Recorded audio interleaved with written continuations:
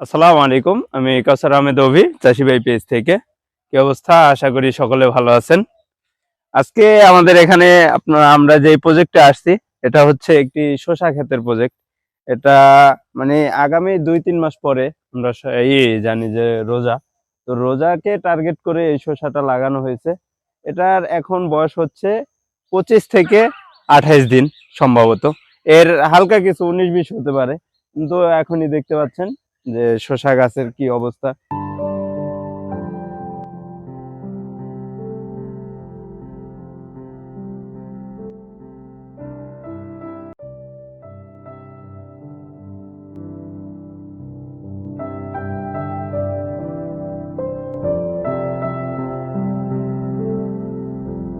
এই যে যে গাছগুলা দেখতে পাচ্ছেন এখানে, এটা করা হয়েছে, শুরুতে মালচিং ব্যবহার করা হয়েছে। মালচিং এর মধ্যে মোটামুটি 1 হাত গ্যাপে গ্যাপে এক একটি শসা গাছ দেওয়া হয়েছে। আহ প্রত্যেকটি শসা গাছ 1 হাত 1 হাত ফারাক আছে। গাছের গ্রোথ আলহামদুলিল্লাহ যথেষ্ট ভালো আছে। আর আমি যেটা বললাম যে গাছের বয়স এখন মাত্র হচ্ছে আপনার 25 থেকে 28 দিন। এরই মধ্যে গাছে ফুল চলে আসছে। আমরা এই যে দেখতে পাচ্ছি যে অধিকাংশ গাছেই ফুল চলে আসছে, প্রত্যেকটি বাড়ে বাড়ে ফুল আসছে।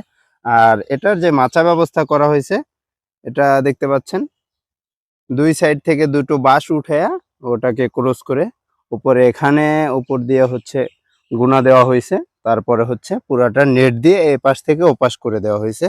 এভাবে এটার মাচা ব্যবস্থা করা হয়েছে এবং এটা খুবই জনপ্রিয় একটি মাচা ব্যবস্থা। এখানে আপনি একই সাথে শসা করতে পারবেন, তার পাশাপাশি শসা শেষ হইলে এর সাথে এই মাচায় আবার আপনি চাইলে করল্লা, উস্তা এগুলো দিতে পারছেন।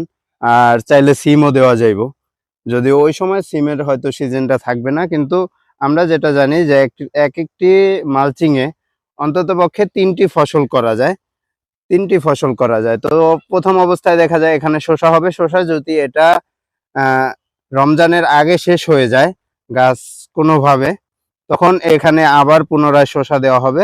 তার পরবর্তীতে তৃতীয় ধাপে গিয়ে দেখা যায় এখানে করল্লা বা উস্তা দিয়ে দেওয়া হবে। তো এটা খুবই সুন্দর একটা পদ্ধতি এবং যারা একটু প্ল্যান করে কৃষিটা করতে পারেন তারা অত্যন্ত লাভবান হন। এরই ধারাবাহিকতায় দেখা যায় এই কৃষি প্রজেক্টটা করা হয়েছে।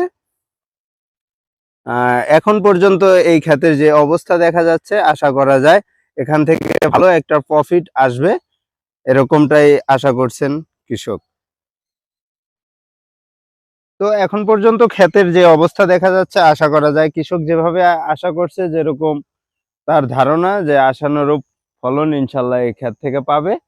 এই ক্ষেতের যে এখন তো অলরেডি 25 দিন চলতেছে, আশা করা যায় যে পুরাপুরি ক্ষেত কি পরিমাণ হারভেস্টিং হয়, এখানে কি পরিমাণ খরচ হয়েছে এবং শেষ পর্যন্ত এখান থেকে কি পরিমাণ একটি প্রজেক্ট, এখানে আরো 3টি প্রজেক্ট হবে, যেটা বলছি আপনাদেরকে শুরুতেই যে এখানে আরো, এটা ফার্স্ট, সেকেন্ড আরেকটা থাকবে, থার্ড আরেকটা থাকবে, এই একই মালচিং এর উপরে, এই একই মাচার উপরে।